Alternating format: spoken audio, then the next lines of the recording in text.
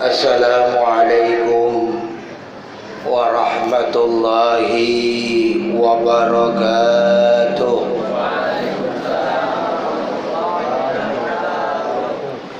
Bismillahirrahmanirrahim. Alhamdulillahi rabbil alamin. Wassalatu wassalam ala asrafil anbiya'i wal mursalin Sayyidina wa maulana Muhammadin wa ala alihi wa sahbihi ajma'in.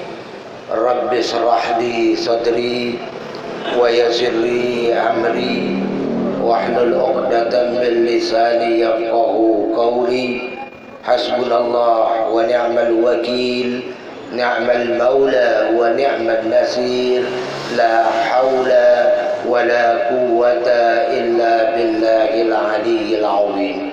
Amma ba'du, yang kami hormati sahibul musibah, keluarga besar dari adinda almarhum Bapak Sidik, di antaranya istri beliau, dan juga yang kami hormati putra dan putri beliau, di antaranya putranya saudara Sarmili, saudara Junaidi, saudari Siti, saudari Juliana, saudari Novi, satu lagi siapa? Fitri, bapak-bapak, dan juga pimpinan Majelis Samaniata Asyara, Bapak Ibnu Imran beserta Ustadz Muhammad Irfan, kesemuanya ya, yang saya tidak sebutkan satu persatu, namun tidak mengurangi rasa hormat dan ta'zim saya. Puji dan syukur marilah kita panjatkan kehadirat Allah Subhanahu wa ta'ala. Salam dan sholawat semoga tercurah melimpah selalu kepada baginda kita Nabi besar Muhammad sallallahu alaihi wasallam. Di belakang kedengaran enggak? Rasa-rasanya kagak. Coba yang di belakang. Ayo yang di jalan madepnya kemari. Masa dipantatin? Jangan mantatin ah. Ayo diputar. Bukan apa-apa kalau dangdut kita dikasih pantat girang, kalau ustadz guru kita dipantatin, kira-kira bagaimana? Ayo dong kemari ah, nengok kemari jangan dipantatin. Balik. Nah begitu kan jadi rapi barisan. Bahwa tadi dikatakan oleh pembawa acara bahwa malam ini adalah malam ketujuh kita takziah. Biasanya orang kita ketika takziah ada yang sampai 3 hari disambung lagi dengan 7 hari. Tapi di sini alhamdulillah dari hari pertama sampai hari ke-7 berturut-turut. Luar biasa ini masyarakat Jatim Makmur. Luar biasa masyarakat Bojong. Biasanya yang begini ini rada kurang. Ini luar biasa. Di malam ke-7 saya lihat nggak nyangka sampai ke jalan-jalan. Jarang tahlilan yang motor sampai ratusan saya lihat, saya hitung lewat. Jarang.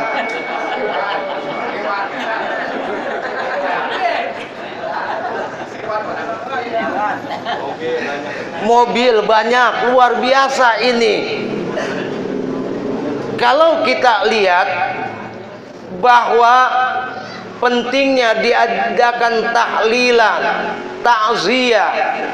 Kenapa? Sebab dengan ada takziah minimal 3 yang kita peroleh. Yang pertama, dengan adanya takziah mengingatkan kita pada mati. Yang kedua, dengan adanya takziah kita menyebut kebaikan-kebaikan orang yang sudah meninggal dunia.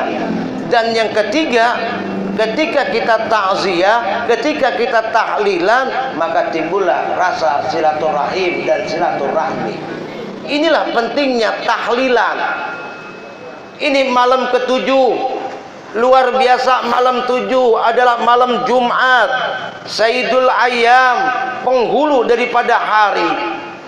Sebab di dalam kitab Durratun Nasihin yang dikarang oleh Syekh Utsman bin Hasan bin Ahmad Zakir Al-Khawbawi, di situ beliau mengutip hadis Rasulullah sallallahu alaihi wasallam, la yabla asara nafar, tidak akan habis dimakan tanah jasad yang meninggal disebabkan 10 sebab.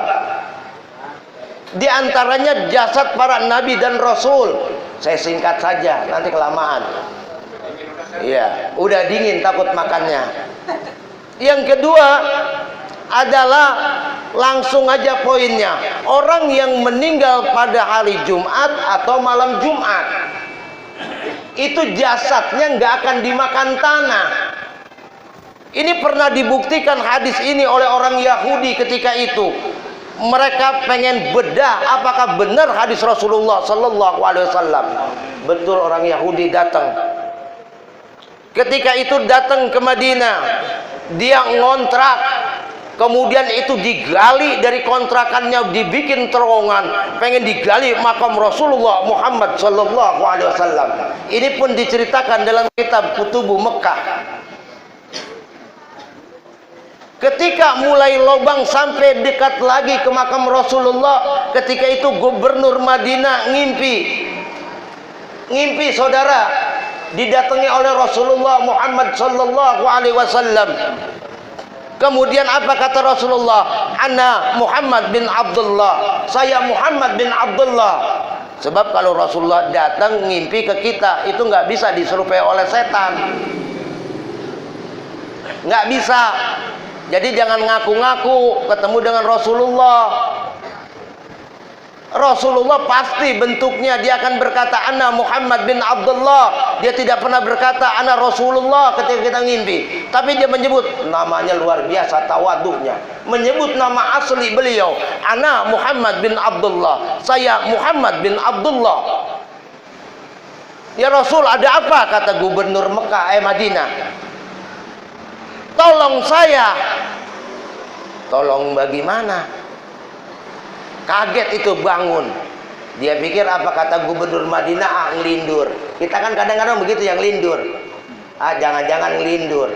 Ngimpi, mau pagi hari kek, mau siang hari kek, itu kadang-kadang mimpi itu perlu takwil. Makanya ada ahli takwil di dalam Al-Quran. Siapa? Nabi ahli takwil mimpi. Nabi Allah Yusuf alaihi salam. Orang ngimpi, dia bilang ngimpi bunga tidur. Enggak.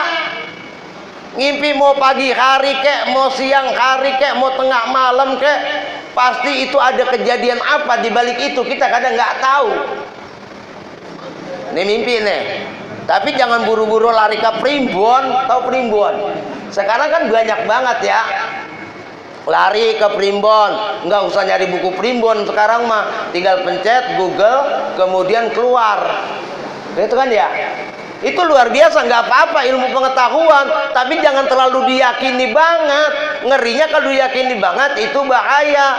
Orang tua kita dulu pun tahu kok takwil mimpi, jika mimpi ini akan terjadi begini, itu biasanya, sudah biasanya.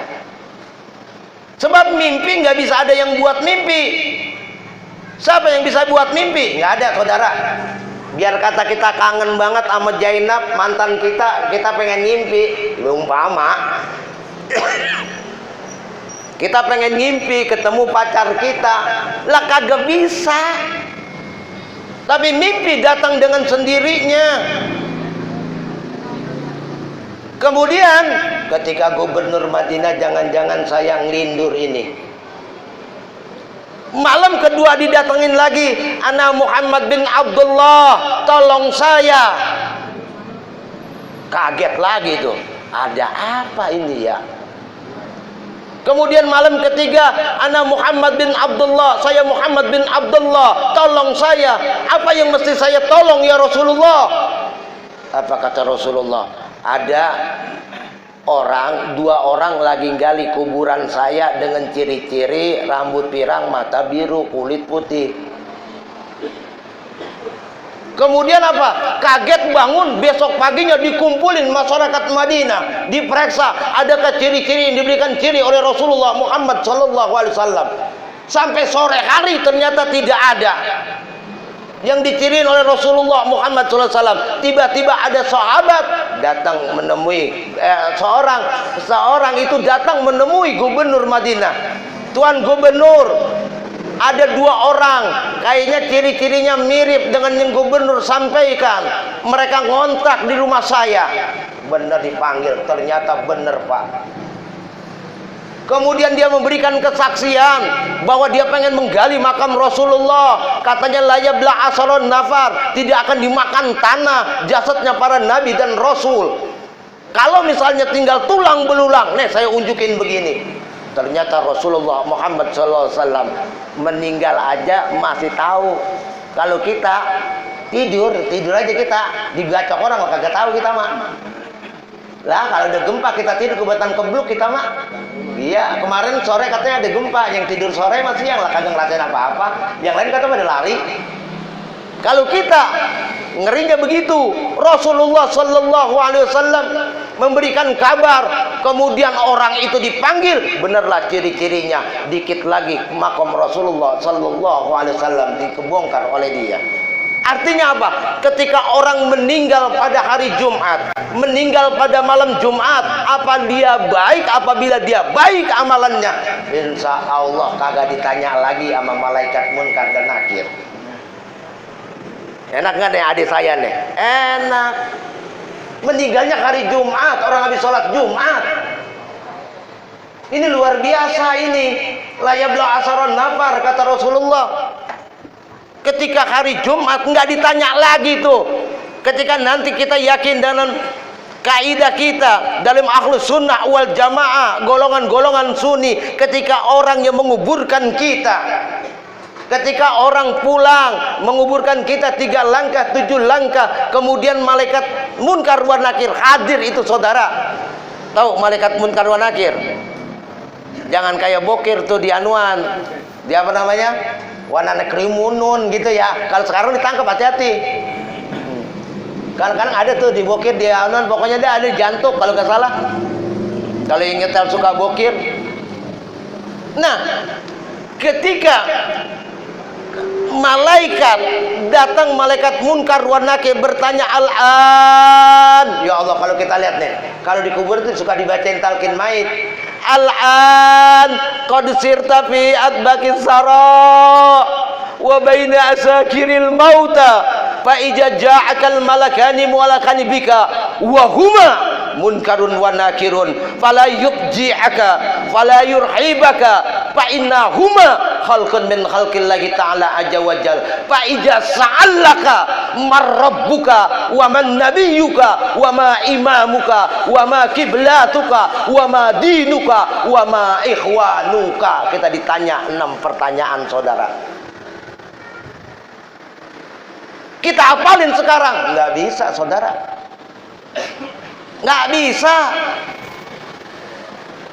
Tapi yang saya yakin, kita orang mukmin mampu kita menjawab 5 pertanyaan. Yang 1 saya bingung. Nih tolong nih, kita malam Jumat ya.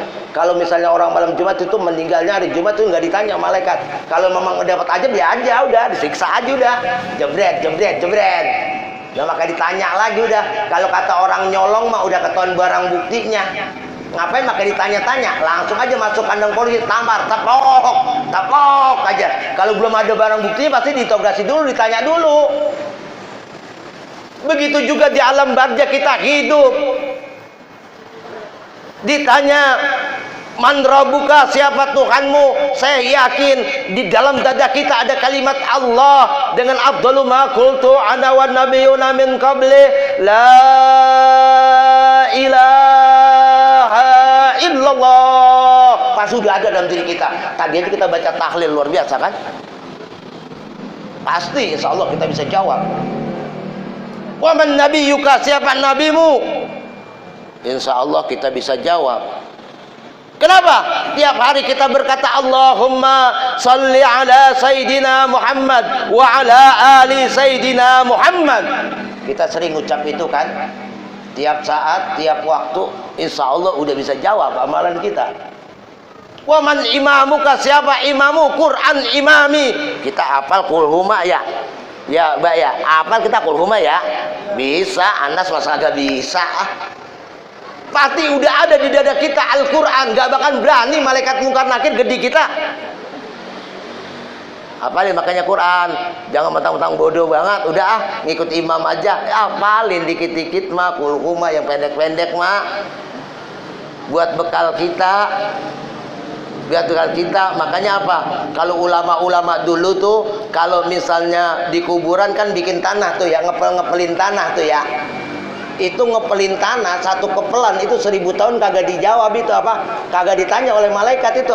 Kalau bacanya inna anzalnahu fi lailatul qadr wa ma adraka ma lailatul qadr. Kadang-kadang orang bikin tanah gem-gem aja gitu.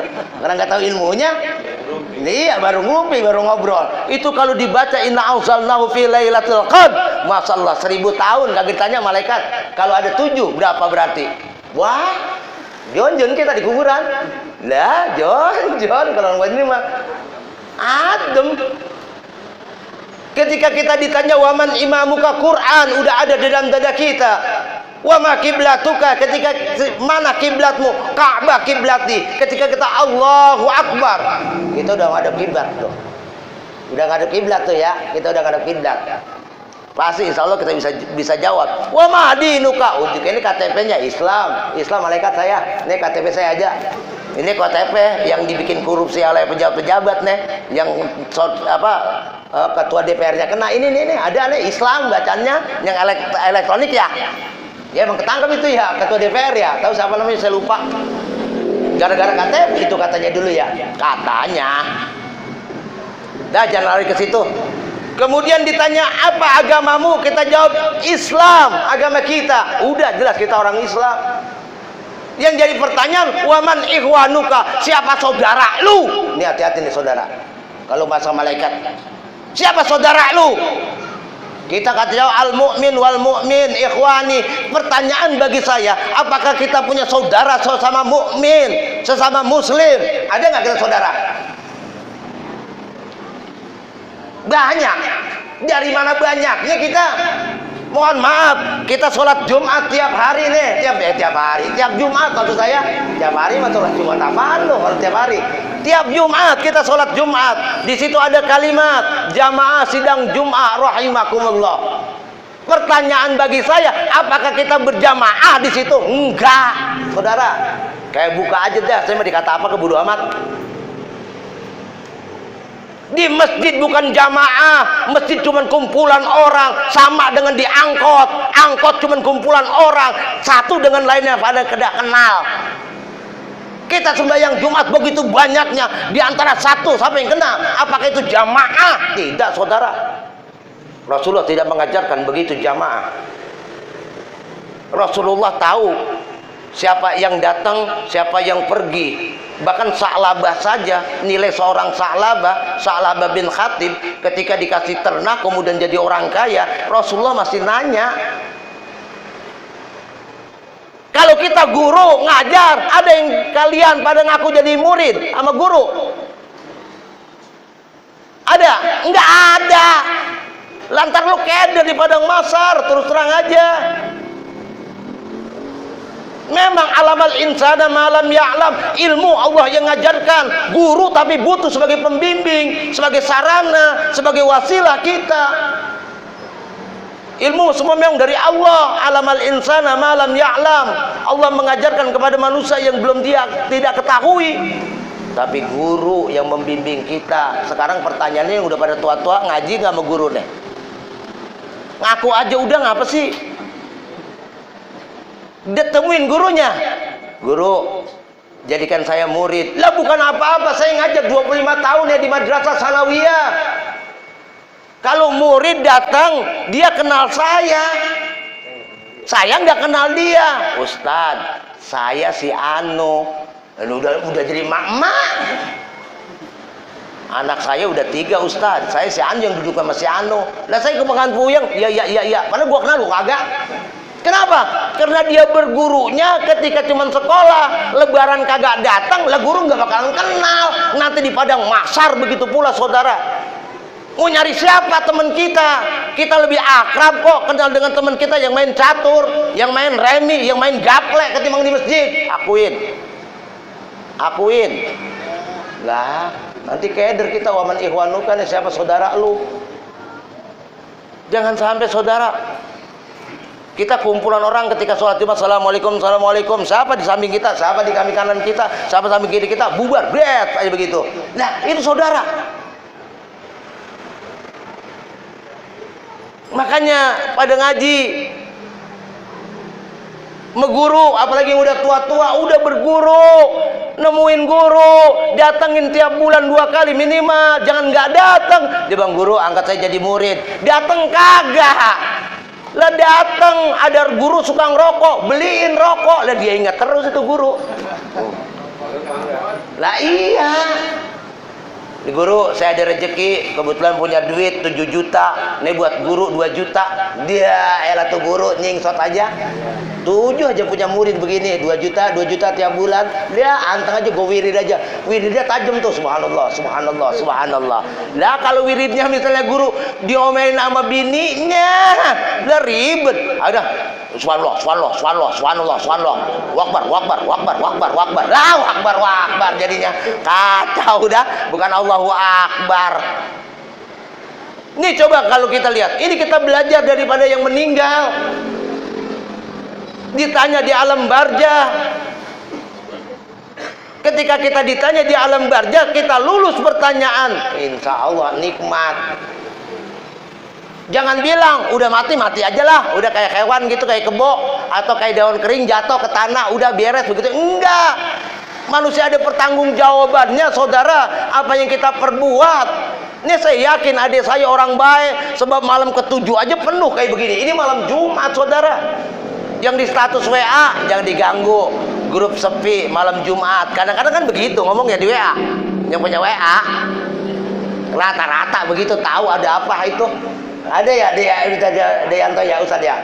Iya, ada malam Jumat. Padahal malam Jumat Sayyidul Ayam. Nih saat ini mohon maaf, kita aja nggak tahu. Orang tua kita datang nih tiap malam Jumat ngelongok. Ruhnya hadir saudara. Memang ketika kita misalnya rohatan lil mu'minin, ketika kita ditanya oleh malaikat, kita bisa jawab semuanya. Rohatan lil mu'minin, istirahat, tenang. Setiap malam Jumat itu datang arwah kita, ngeliatin anak-anaknya. Ada yang lagi pada ngapain tuh anaknya, ada yang lagi nonton TV, ada yang lagi mainin HP, ada yang baca surah Yasin. Waduh cakep itu yang baca surah Yasin. Apalagi setelah ini, setelah bulan Rajab, nanti bulan Sya'ban, bulan Roah. Bakti kepada orang tua kita, adain roahan. Roahan itu apa? Pribadi-pribadi. Kalau haul, nanti ketemu tahun, adain haul orang tua kita. Itu kita patungan-patungan antara saudara. Dengan adanya kematian orang tua kita, timbul nanti rasa silaturahim, satu perut. Ini jangan sampai kagak diadain haul neng ya. Duitnya pasti ketemu neng. Jangan sampai ini ababa kita, mohon maaf sekali lagi ya, adain haulnya. Dia berarti orang tua kita meninggalnya di bulan apa nih? Udah nanti dihaulin. Atau kalau roahan beda dengan haul. Kalau roahan, kalau bahasa kita bulan Sya'ban, kalau bahasa kita bulan Roah, kita ngadain roah sebab nanti di bulan Ramadan itu dibebaskan arwah ahli kubur. Mau datang kemana dia? Nah roahan. Saya pernah tanya menyak saya orang ilmiah biar begini juga coy. Saya kuliah di IAIN dulu pada waktu itu, lah fakultas psikologi. Saya nanya nyak saya, emang apa sih nek? Haul kan udah pakai roangan segala, ribet-ribet amat. Lah lu ngomongnya begitu, kata dia begitu. Dia ngomong begini, sekarang lu ngadain acara. Kata dia nenek saya nih, orang Bojongnya saya. Lu ngadain acara, lu di rumah lu masak-masak, mak lu deket. Kalau lu lagi masak-masak, kemudian rumah lu deket, lu nggak anterin ke mak lu, kira-kira mak lu bagaimana? Panjang itu mata. Bagaimana rasa kentang kembili itu? Bagaimana rasa daging? Makanya apa? Buru-buru. Kalau kita ngolah, anterin dulu ke mak kita. Jangan sampai mak kita matanya panjang. Ini mentar aja habis acara, ujung-ujung apa? Nasi udah ampeg. Udah ampeg udah apa namanya? Dingin. Udah dingin. Sayur udah dingin. Mau makan udah malam lagi, aki-aki nenek-nenek dibangunin. Nah, udah orang tua udah sumpah serapah, anterin. Begitu juga ketika, mohon maaf, ketika bulan Roah, kita ngadain roahan, kita undang tetangga-tetangga kita, itu kita soal geral karpet merah buat orang tua kita. Ketika dibebaskan, ketika kita berkata nanti nawaitu gusla min awali sahri ramadana hadhihi sanati lillahi ta'ala, kita basuh tubuh kita seluruhnya, rontok dosa-dosa kita tuh. Tiba-tiba kita sholat raweh, orang tua kita dibebaskan ke kuburnya, dia datang ke anaknya. Yang atuh dilihat, nih ini rumah gelap amat. Kenapa? Kagak disambut di bulan roahnya. Otomatis ketika rumah gelap, pintu terkunci, nggak ada orang tua berani masuk. Balik lagi, balik kanan. Orang yang nggak ada kali pergi tuh. Pas dia datang lagi ke anak keduanya, ya Allah, terang benderang, ada lampu disambut, luar biasa. Orang tuanya datang, anteng duduk di situ, saudara. Keberkahan nanti kelihatan itu. Makanya ketahuan nanti kalau manusia mana yang berkah dan mana tidak berkah ketika dua-duanya orang tuanya nggak ada. Ini ketahuan. Makanya diadain tahlilan, diingetin nih, kita jasa orang tua luar biasa. Bukan tahlilan digunakan bidah segala macam, udah jangan timpalin, ngapain nimpalin begitu mah, capek, pegel. Udah jangan pakai dilawan, udah capek itu mah. Sekali lagi nggak usah dibahas-bahas gitu-gituan. Yang penting apa? Kita ingat jasa-jasa orang tua kita. Kita bacain doa, kita undang, kita ajak makan, pahalanya buat dia. Bahkan di dalam kitab Duratun Nasihin, ketika makanan satu suap dimakan, yang tujuannya pahalanya diberikan buat orang tua kita, satu suapan makanan diberikan surga oleh Allah Subhanahu wa ta'ala. Kan enak orang tua kita, nggak sia-sia didik kita. Buat apa pendidikan tinggi nggak ingat sama orang tua? Nggak penting. Makanya orang tua dulu nggak mengajarkan anaknya, lu kuliah di anu supaya nanti jadi bos, kamu jadi direktur, kamu jadi pengusaha ini, pengusaha itu. Enggak, orang tua dulu mah yang penting dia bisa ngaji. Benar nggak tuh orang tua kita dulu? Lah kerjaan mah sudah ada ketentuan dari Allah kok. Makanya kenapa? Kerjaan gue mah begini karena gue orang bodoh. Lah udah lu ngaku bodoh, lah coba ngaku pinter. Nih saudara, makanya ucapan hati-hati. Yang penting ketemu makan. Orang tua dulu nggak pengen anak jadi gimana, yang penting anak bisa ngaji. Kemudian setelah dia bisa ngaji, hartanya dikasih ke orang tua, buat orang tuanya. Kemudian ketika orang tuanya cengap-cengap, diajarin kalimat-kalimat yang baik, dibacakan surah Yasin. Itu kan luar biasa. Ketimbang kagak bisa baca ngaji, ujung-ujungnya orang lain disuruh baca. Disuruh baca, pelit lagi. Mohon maaf lagi nih. Orang disuruh baca Quran itu bukan berarti di kita bagi apa? Oh, nah, salah sangka nih. Kok diajin kuburan, kemudian diajin di rumah, kok makai dikasih duit? Lah capek ngaji, saudara. Lah sama ogah aja ogen, lah begadang. Dari mulai Isya kita ngaji sampai pagi subuh. Lah, saya mah nggak kuat. Ada juga lah kata kok diajin bacain duit lah. Harus baik, ngerti, nih yakin yang meninggal pun ada rizkinya. Kalau dia berbuat baik, insya Allah banyak orang yang selawatan duitnya penuh, gunain itu buat sedekahnya. Nih pernah saya punya empok nih di Klender, dia ustazah, bener tamunya banyak banget, baskom aja sampai ada hilang masuk ke kamar mandi itu baskom. Lah kalau goro bener. Saya ceramah malam kedua, tiba-tiba ceramah malam kedua, saya kan ipar, tiba-tiba diamplopin, saya buka depan bini saya, neng gue diamplopin 1 juta. Saya balikin lagi, Bang, ini nggak salah. Masa iya saya kan datang. Udah boro-boro saya bantuin abang, saya cuma ceramah doang dikasih sampai 1 juta. Kagak Ji, katanya itu duit dia sampai 30 juta Ji dia dapat. Jadi setiap penceramah gua kasih 1 juta. Aduh cakep juga nih orang. Ini dapat duit 30 juta, anaknya ributin, gua beliin motor. Ya, di jalanan sampai ke Benong lu di motor, duit lawatan lu pakai motor, tuh dia kalan lu. Iya, hati-hati saudara. Ini ada rizkinya orang yang meninggal. Manfaatin, sodakoin buat dirinya. Makanya apa? Kalau kita bergaul luas, insya Allah yang datang kepada kita banyak, otomatis rezekinya masih ada. Nggak usah pakai ribut, kuburan naik mahal, nah kalau udah temennya banyak mak lah, uang dari selawatan gue cukup, ngadain tahlilan cukup. Kita datang kemari nggak butuh makan kan? Kita nggak butuh apa-apa, kita berdoa sama saudara kita muslim. Intinya itu saudara, sebetulnya tahlilan. Kita keinget kematian, kemudian kita belajar dari ini bahwa besok pun kita bakal mati.